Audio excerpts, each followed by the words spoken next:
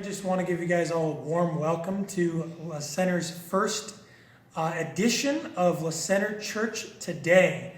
This is going to be a small moment where we're going to be able to encourage you guys and give you information about the church and what's happening here while you guys are all quarantined. So thank you guys so much for tuning in. So Daniel, I have a question for you.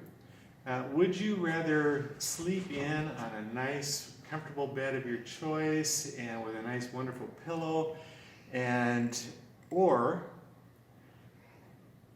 go to an exotic place and be awakened at 3 in the morning with the smoke alarm going off and a major electrical storm going on, and you can't get the thing to shut up? Well, naturally, I'm going to want to sleep in in my own bed and sleep all the way through. Can't say I always do that, but that would be what I preferred. Well, I think that's my preference as well, and the other was part of our first night of our vacation in Hawaii. We were awakened at 3 in the morning, major electrical storm, major rain coming down. The smoke alarm wouldn't reset, it kept chirping, and finally at 10 o'clock in the morning we had to go get our own batteries because the local place wouldn't even bring our batteries. So that's the start of our vacation, but we're glad to be home from the stormy state of Hawaii. Lovely. You know, the entire time you were gone, it was sunny here. And that's just not fair. We did get some sun, and I did get a little bit of a sunburn on Thursday and Friday of the week I was gone. So it was good to be back. Well, awesome. So I have a question for you. Okay. Now that we're playing this game, would you rather live in a large, beautiful house with all the things that you want, yet there's some brokenness in the family? Or would you want to live in a simple house with not very many things? It's pleasant, but there's lots of love. I tell you, I like stuff, Daniel, but I think that the second is really more important. And I picked that up from your sermon on Sunday. I watched it online from Hawaii, if you can believe that. And so each of us can tune into the live stream. And if you missed it, go back and check it out on our website. It's available to be viewed on our website.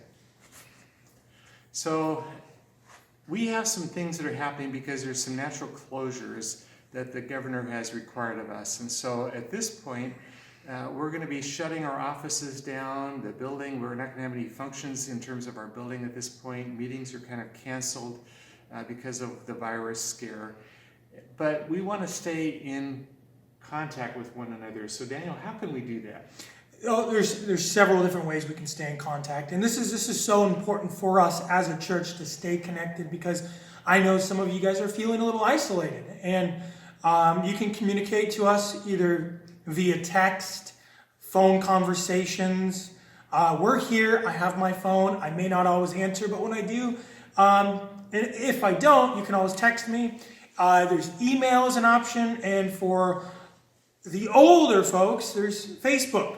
Now, I know some of you, some of my teens, you guys are on Instagram, and you know that we're reaching out to you already, but don't forget, I'm going to continue to do that. And on top of that, another great way is through your growth groups or small group ministries. And that will allow us, because those are natural places where us as a church can come together, communicate through prayer, communicate and discuss kind of what's going on in your guys' life. In fact, we were able to do that perfectly in our growth group last night. And we actually just went on Facebook Messenger and did a video chat, and we all showed up on this video chat, and we spent an hour together hearing each other's needs and concerns and how things were going. And then we prayed together over the internet. That's pretty wild. It was almost like being together face to face. We were face to face, I guess, but from a distance.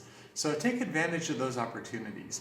And if you need to get a hold of us as the staff or pastors, call us. Use our cell phone number or text or email, and we'll respond quickly to those things. So there are people in our church that are not involved in a growth group, or a small group. How can we be connected to them, Daniel? How do we keep that connection going? I think this is very important as a church, one of the things we aim to do is to continually be connected with those that are around us. And yeah, there's people that potentially might fall in between the cracks in terms of ministry. And what we can do is make phone calls. There's great opportunities for us to make phone calls and to communicate with those around us. Okay, so expect every so often, hopefully around every week, that there'll be a phone call made to especially those that are not in the growth groups, just to see how you're doing and how we can support you, and if you hear of needs in our community, because we want to be there to help and to support you in this time. And we're going to probably ask you a few questions and try to help you get online if you need to get online for our live stream, and that's important. And with that said, one of the things that I want to say is to my youth, if any of you guys are listening, I'm going to be trying to reach out specifically to you guys as well. I'm going to try to either on Facebook if you're there, Instagram if you're there, and over the phone. I'm going to do the best I can to communicate to you guys, because I know I've talked to quite a few of you guys, and I know that some of you guys are getting a little stir crazy with some cabin fever, being cooped up in your guys' homes. I guess school is actually not that bad in the long run. So speaking of school, we do have a preschool here, and it's had to be shut down as well for this period of time. And one of the things we are doing or starting to do as well is to have a weekly contact with our preschool families and the kids there, just to, again, keep them involved and encourage them in this difficult time. So we're doing some things here as a church. We encourage you to take advantage of those opportunities we have for encouragement as well. Absolutely. So I wanted to ask you another question, Daniel. This is a would you rather. And so my question is would you rather, Daniel, go to a funeral service, or would you rather go to a birthday party? I think that's a given. That's an easy question. I would prefer to go to the birthday party. And why is that? Well, because birthday parties, there's joy, there's happiness, and it's celebration. I mean, it seems like it's like a dumb question, isn't yeah, exactly. Well, this coming Sunday, Solomon is going to challenge our thinking in regarding to those two questions. He's going to say, is there more value in going to a funeral service than there would be a birthday party? So we encourage you to tune in Sunday at 10:15 for our live stream, and that's an opportunity that you can be encouraged in your spiritual growth and kind of develop more of a mindset of Christ especially as we approach this difficult time of this virus shutdown that we all are facing.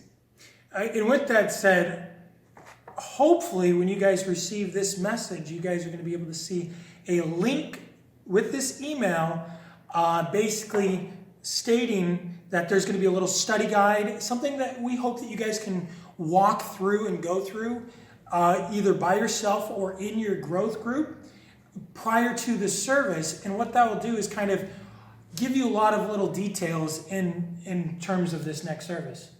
So we are going to provide a variety of resources through these emails and through the web that you would want to take advantage of. And because there's going to be just some good things there that would help you grow in your spiritual walk, even when we can't be face-to-face together like we are here. But anyway, I want to thank you for joining in and tuning in this day as we've launched our first edition of La Center Church today.